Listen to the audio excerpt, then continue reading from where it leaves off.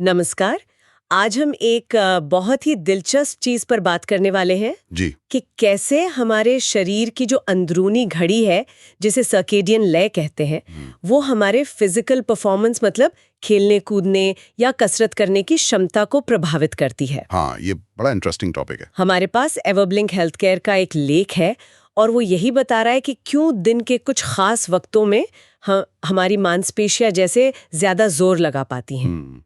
तो आज हम यही समझने की कोशिश करेंगे कि ये लय हमारी ताकत, हमारी सहन शक्ति और यहाँ तक कि मांसपेशियों की मरम्मत पर कैसे असर डालती है। बिल्कुल। और ये भी कि इस जानकारी का हम फायदा कैसे उठा सकते हैं ना? हाँ, बिल्कुल। तो चलिए फिर शुरू करते हैं इसकी गहराई में जाना। चलिए। तो सबसे पहले ये सर्केडियन लय, ये है क्या चीज आखिर? हाँ, देखिए ये इसको ऐसे समझिए कि ये हमारे शरीर का अपना लगभग 24 घंटे का एक टाइम टेबल है, एक अंदरूनी घड़ी। अच्छा, बॉडी क्लॉक जैसा कुछ। बिल्कुल, बॉडी क्लॉक। और इसे कंट्रोल करता है हमारे दिमाग का एक बहुत छोटा सा हिस्सा, सुप्राकियास्मेटिक न्यूक्लियस या एससीएन कहते हैं उसे। SCN, okay. हाँ, और ये रोशनी और अंधेरे के हिसाब से चलता है।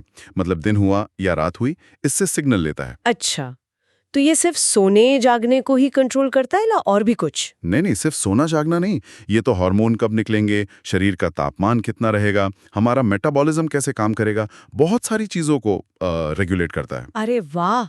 और कमाल की बात यह है, जैसा आपने कहा कि इसका सीधा असर हमारे फिजिकल परफॉर्मेंस पर पड़ता है। हाँ, ये तो बहुत ही रोचक बात है। ये कोई जादू नहीं है, ये पूरा विज्ञान है इसके पीछे।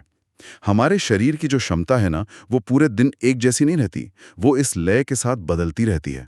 हाँ, लेख में भी यही लिखा है कि ज्यादातर लोगों के लिए जो शारीरिक ताकत है या प्रदर्शन है, वो दोपहर के बाद से लेकर शाम के शुरुआती घंटों में, मतलब पीक पे होता है। बिल्कुल सही। ऐसा क्यों होता है? मतलब क्या चल रहा होता है शरीर में उस वक्त? देखिए, इसके पीछे कई कारण हैं।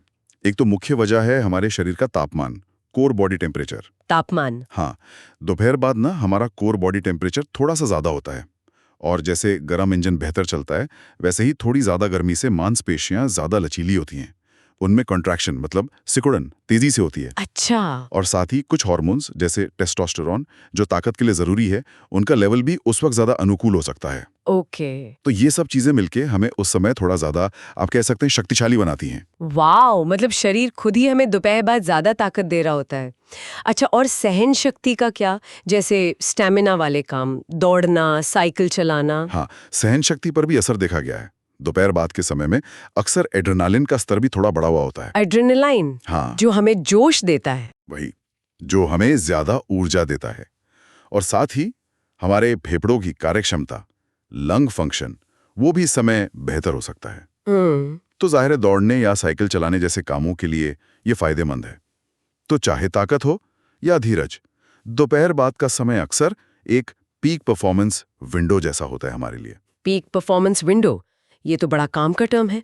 तो अगर हम अपने वर्कआउट का समय इस विंडो के आसपास रखें तो शायद हमें बेहतर नतीजे मिल सकते हैं। हाँ, सिद्धांतिक रूप से तो ऐसा हो सकता है।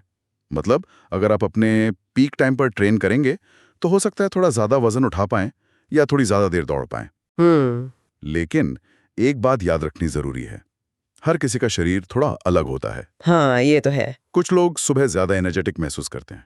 तो अपनी बॉडी क्लॉक को सुनना, अपने शरीर के संकेतों को समझना, वो भी उतना ही जरूरी है। सही कहा, मतलब सिर्फ घड़ी देखकर नहीं, खुद को भी सुनना है। अच्छा, ये तो हुई प्रदर्शन की बात, लेकिन कसरत के बाद जो मांसपेशियों की मरम्मत होती है, रिकवरी, वो भी तो बहुत जरूरी है। बिल्कुल जरूरी है। क्या ये सर्कैडियन लय रिकवरी में भी कोई रोल निभाती है? निश्चित रूप से, और ये पहलू शायद उतना ही महत्वपूर्ण है जितना कि प्रदर्शन का समय। जो मांसपेशियों की मरम्मत और उन्हें बड़ा बनाने की प्रक्रिया है ना, जिसे मसल प्रोटीन सिंथेसिस या एमपीएस कहते हैं। MPS, muscle protein synthesis. हाँ, वो भी इस लय से बंधी हुई है।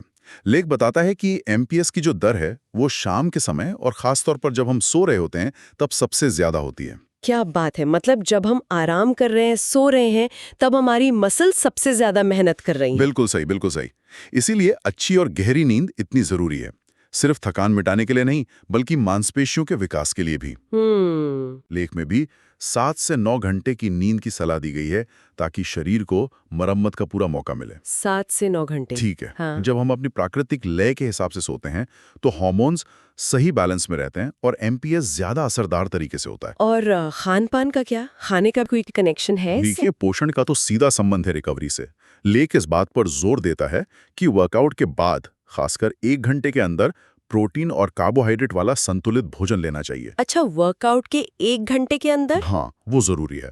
इससे एमपीएस को शुरू होने और तेज होने में मदद मिलती है। वो मांसपेशियों को मरम्मत के लिए जरूरी फ्यूल मतलब ईंधन मुहैया कराता है। समझ गई। तो अगर हम पूरी बातचीत का सार निकालें, जो मुख्य बातें हैं, हमारी अंदरूनी घड़ी ये सर्काडियन लय सिर्फ नींद को ही नहीं बल्कि हमारी ताकत, सहन शक्ति और मांसपेशियों की मरम्मत को भी कंट्रोल करती है। बिल्कुल। दोपहर बाद से शाम तक का समय अक्सर प्रदर्शन के लिए सबसे अच्छा होता है क्योंकि शरीर का तापमान और हार्मोन्स वगैरह अनुकूल होते हैं। हाँ। और मांसपेशियों की असल मरम्मत और बढ़त वो शाम को और खासकर रात की नींद के दौरान सबसे ज्यादा होती है। सही। तो अपने वर्कआउट, खाने और सोने के समय को अपनी बॉडी क्लॉक से मिलाने की कोशिश करना फायदेमंद हो सकता है। सही। और हाँ, 7-9 घंटे की अच्छी नींद और वर्कआउट के बाद प्रोटीन कार्ब्स वाला खाना। हाँ, बिल्कुल सही सारांश है। और हमेशा याद रखें कि ये सामान्य पैटर्न्स हैं। हर व्यक्ति अलग है, इसलिए सबसे जरूरी है अपने शरीर को सुनना और समझना कि आपके लिए क्या सबसे अच्छा काम करता है। हाँ, व्यक्तिगत भिन्नताएं तो होती हैं। जी। और एक विचार जो ये लेख सीधे तौर पर तो नहीं उठाता, लेकिन सोचने लायक जरूर है। क्या?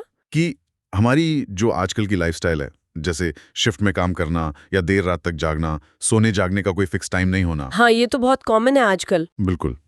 तो ये सब हमारी इस प्राकृतिक लय को कितना बिगाड़ रहा है और लंबे समय में इसका हमारे प्रदर्शन और हमारी सेहत पर क्या असर पड़ सकता है, ये एक ऐसा सवाल है जिस पर शायद हमें और सोचने और जानने की जरूरत है। ये वाकई एक जरूरी सवाल है। इस पर जरूर गौर करना चाहिए।